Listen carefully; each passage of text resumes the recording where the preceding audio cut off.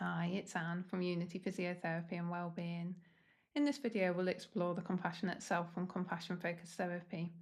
We'll touch on what this is and explore a little if it's the same or different to self compassion. And towards the end of the video, there'll be an invitation to reflect a little too. So, self compassion, is this the same as the compassionate self? These are related concepts and they're different too. So, self compassion is a term that was developed by Dr. Kristin Neff, and Kristin describes three core aspects of self compassion, which are mindfulness, common humanity, and self kindness. And the compassionate self is a concept in compassion focused therapy. Another is the compassionate other. It was developed by Professor Paul Gilbert, and the compassionate self is partly based on the understanding of the multiplicity of the mind. We all have multiple parts of ourselves, for example, an anxious part, angry part, self-critical part or inner critic, compassionate part. And depending which part we are embodying, what part we are being in the world, how we're showing up, depends how we're behaving, how we're feeling, what we're thinking, how our voice tone is, what sort of language we're using. And we all have a compassionate self. We all have compassion within us. It's innate, it's part of being human, like having multiple parts of us is part of being human. In compassion focused therapy, the compassionate self has three core qualities: a caring commitment, strength or courage, and wisdom. Let's take a look at these qualities. So, the caring commitment is a motivation to be helpful, not harmful, to help alleviate and prevent suffering. This is in ourselves or others. So, when this is turned towards ourselves, this could be considered part of self compassion. And self compassion also helps us to train, nurture, grow the compassionate self, as do aspects of self compassion. So, we might not be doing a self compassion practice, we might be doing a mindfulness practice, but that also helps to nurture and grow the compassionate self. Another quality is the strength or courage. This is a strong, steady, grounded presence. You can think of deep roots of a tree or a steady, strong mountain. The strength to be present with suffering, to turn towards it, which is not easy. Also, wisdom. The wisdom quality here is a knowing or an understanding that we have tricky brains, that they have evolved to have a negativity bias, that much of what happens is not our fault. It's based on experiences, tricky brains, and other things.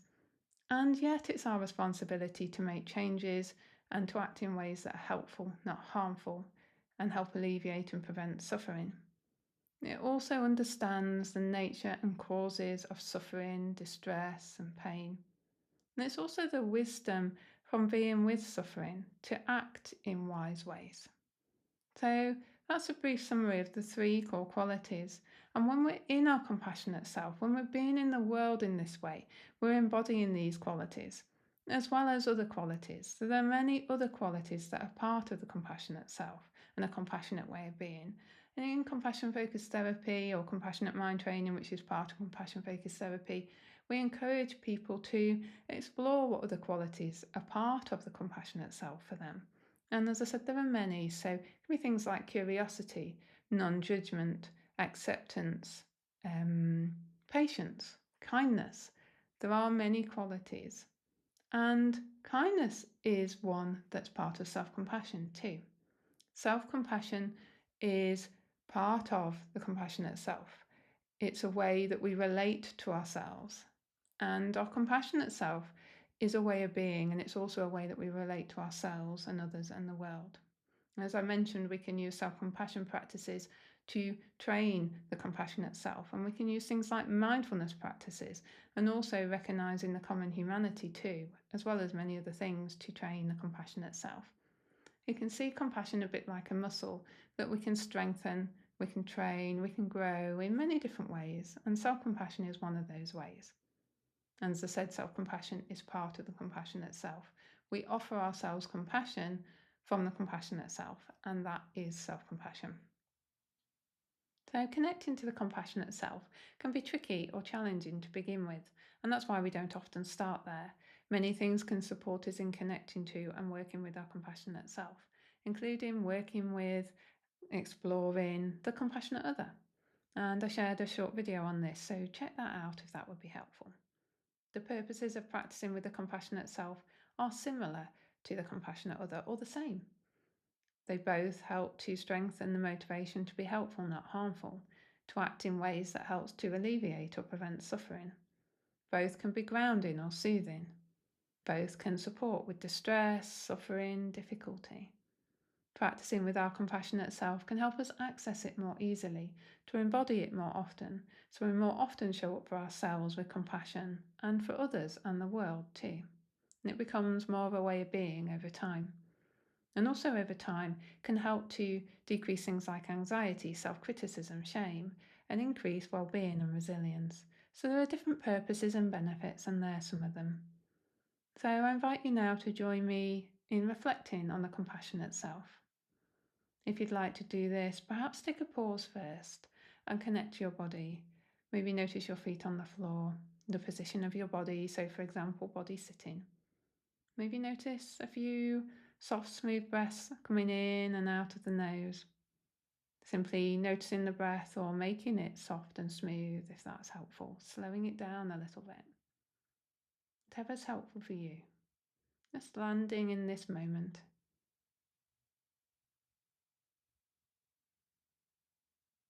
Then maybe grabbing a pen and paper, and I'll share some questions for you to reflect with.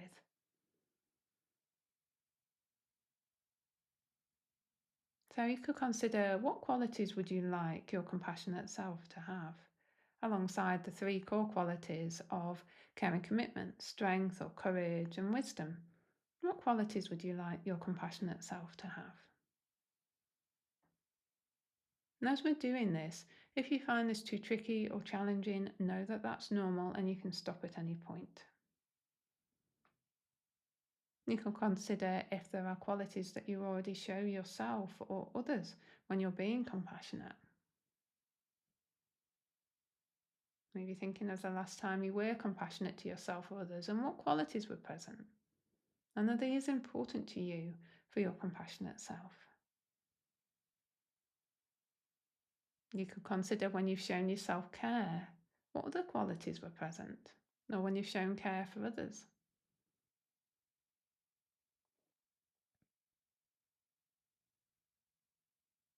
You could consider, what qualities do you associate with compassion?